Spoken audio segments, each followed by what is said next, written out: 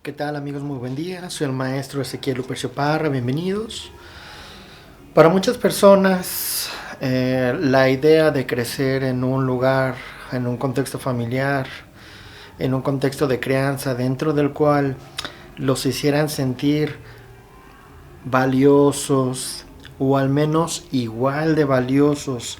que el resto de personas, es una experiencia ajena o extraña. Por desgracia, para muchos niños y niñas, la sensación de ser suficientemente valiosos, importantes, al igual que otros seres humanos, al igual que otros niños, que sus primos o incluso que otros hermanos o sus padres, no fue una experiencia normal dentro de su crianza o dentro de su desarrollo. Eso se pudo haber dado de una forma implícita o explícita.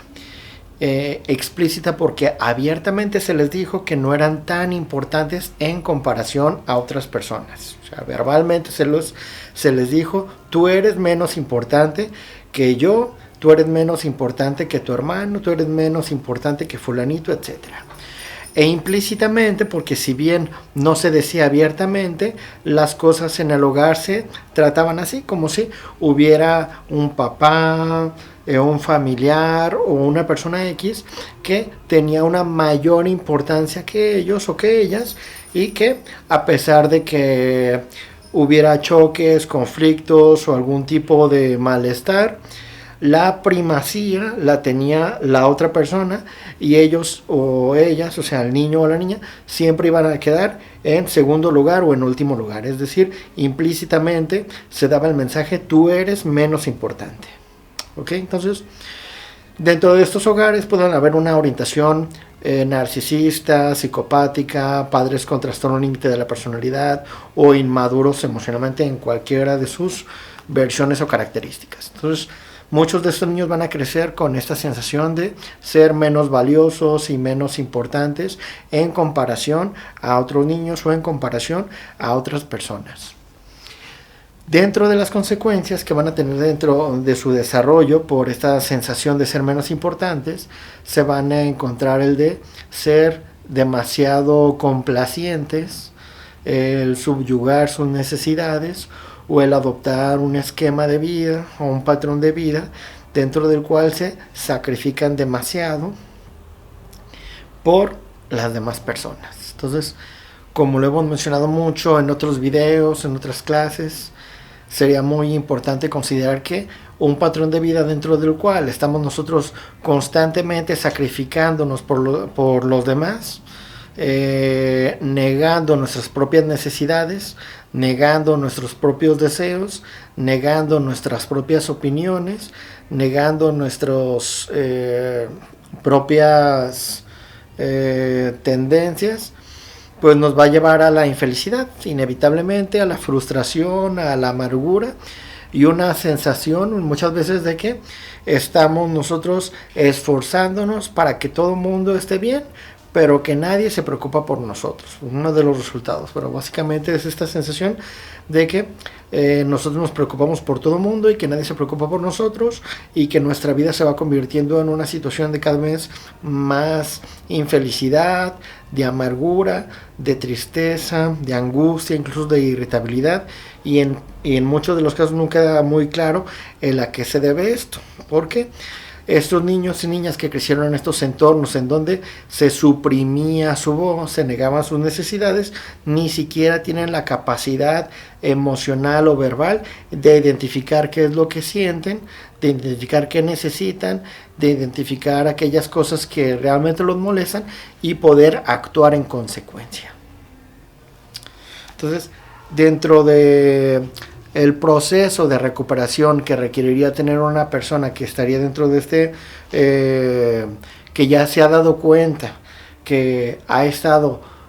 sistemáticamente cayendo en problemáticas de este tipo, ya sea porque entra en relaciones en donde termina sacrificándose, que dentro de la escuela es el que termina haciendo el trabajo de todo el mundo y nadie le agradece, que dentro de la casa es la persona que más realiza las labores domésticas y ya casi lo tienen ahí de ceniciento, de cenicienta,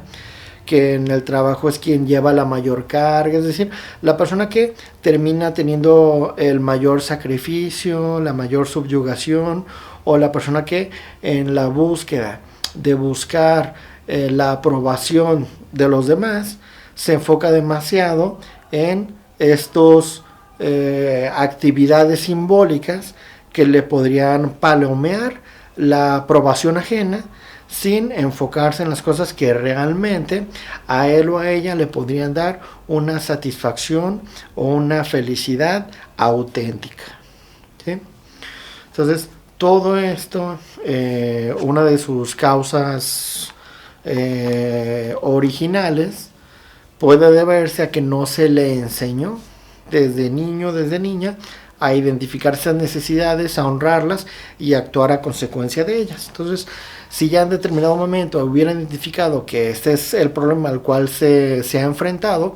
va a ser muy importante y principalmente valioso si lo trabaja en compañía de un terapeuta o de un psiquiatra, de un psicoterapeuta, es decir, una persona entrenada y calificada para llevar a cabo este proceso de recuperación. Esto es súper importante, ¿no? Porque muchas veces pues queremos las cosas fáciles, ¿no? Quisiéramos que hubiera una pastilla o una experiencia de fin de semana que nos transforme mágicamente, y a partir de que entramos a este seminario o a este retiro del sábado y regresamos el lunes y ya somos una persona nueva.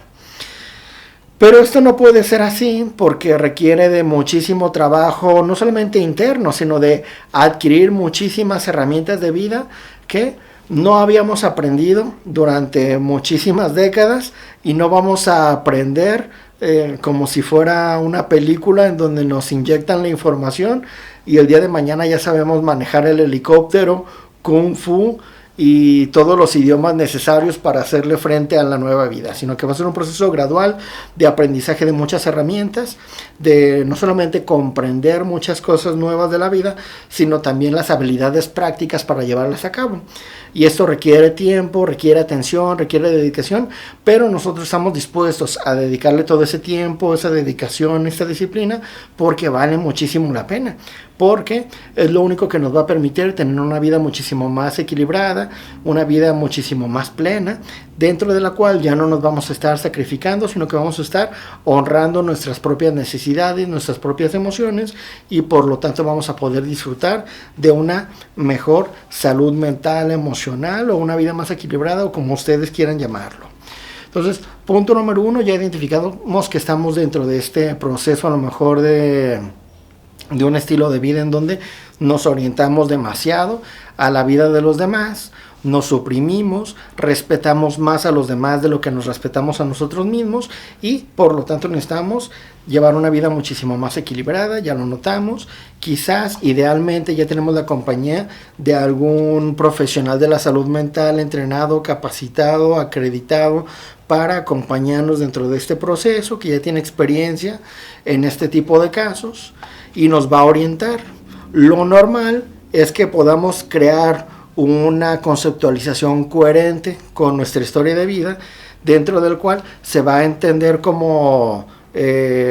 toda nuestra historia de aprendizaje nos ha llevado al punto actual donde nos encontramos, por la falta de herramientas, por una mala orientación de vida. Quizás cada vez que se presentaba una situación donde nosotros teníamos que elegir entre darle prioridad a los demás o elegir entre nosotros, quizás nuestra mamá o nuestra papá nos decían: tienes que elegir a los demás, porque si no tú vas a ser egoísta, por poner un ejemplo. Entonces, digamos, ser egoísta está mal hecho, entonces tengo que elegir a los demás. Pero ser demasiado rígido con este tipo de reglas y decir jamás debo de ser egoísta, me va a llevar a siempre estar enfocado en los demás, y por lo tanto llevar una vida desequilibrada. Entonces no se va a tratar de tener una especie de pensamiento dicotómico en donde siempre tendría que elegir entre o ser egoísta o ser una persona que se sacrifica constantemente hacia los demás, sino saber graduar correctamente dependiendo del caso y el contexto en donde yo me encuentre. Es un pensamiento muchísimo más maduro, que se esperaría que familias emocionalmente más maduras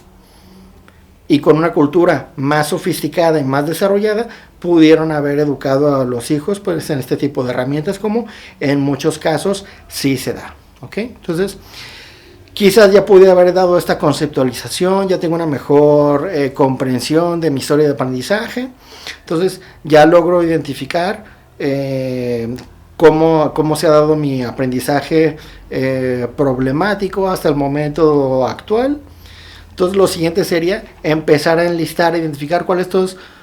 son todas mis emociones y mis necesidades. Muchas personas no logran identificar cuáles son sus necesidades, cuáles son sus emociones, ni siquiera las saben nombrar, y necesitaría llevar un diario constantemente para decir, ahorita ya estoy cansado, ya tengo hambre, ya me quiero ir a mi casa, ya no me gustó esta plática, ya quiero hacer tal o cual cosa, tengo ganas de ver a mi amigo, de mi amiga, se me antojó esta comida, tengo ganas de hablarle a mi mamá, etcétera, y empezar a identificar exactamente qué es lo que siento y qué quiero, ¿sí? Para poder actuar en consecuencia y empezar a ser más congruente con aquellas cosas que siento y que quiero, ¿sí? Que quizás algo tan simple no estaba acostumbrado a hacerlo antes, ¿sí? Hay personas que incluso les cuesta muchísimo trabajo descansar, algo tan simple, les cuesta muchísimo trabajo descansar cuando están cansados, porque consideran que necesitan estar agotadísimos, porque eso se les enseñó, ¿no? Tienen que estar agotadísimos antes de irse a descansar, porque si no, es de flojos, ¿no? A lo mejor el abuelo tenían estas reglas súper rígidas como de minero, ¿no? Hay que trabajar hasta estar súper exhausto. Entonces, si te vas a dormir temprano, solamente cuando estás un poco cansado, pues qué flojo, ¿no? Entonces, en esta familia no somos flojos, hay que descansar solamente ya cuando estás casi al borde del desmayo, y levantarte a las 4 de la mañana, antes que se levante el gallo, le tienes que ganar. Entonces ya empiezo a identificar cuáles son mis necesidades, cuáles son mis emociones, y empiezo a actuar en consecuencia. Las personas posteriormente empezamos a identificar cuáles son muchos de mis patrones que, sin darme cuenta, era muy tendía yo a ser demasiado amable con las demás personas, y trato de empezar a bajarle a este tipo de situaciones, empezar a decir no de forma gradual. Cada vez voy a empezar a decir no, amablemente, evidentemente, pero cada vez voy a incrementar mis noes, cada vez más, hasta que me sienta cómodo. A empezar a poner límites cuando algo ya no me guste, cuando algo ya me sienta incómodo, y que la gente se empiece a acostumbrar a esto que va a ser mi nueva normalidad, ¿sí? Posteriormente vamos a profundizar más en esta temática en el siguiente video. Muchísimas gracias y espero esto les haya sido de su interés y utilidad. Muchísimas gracias.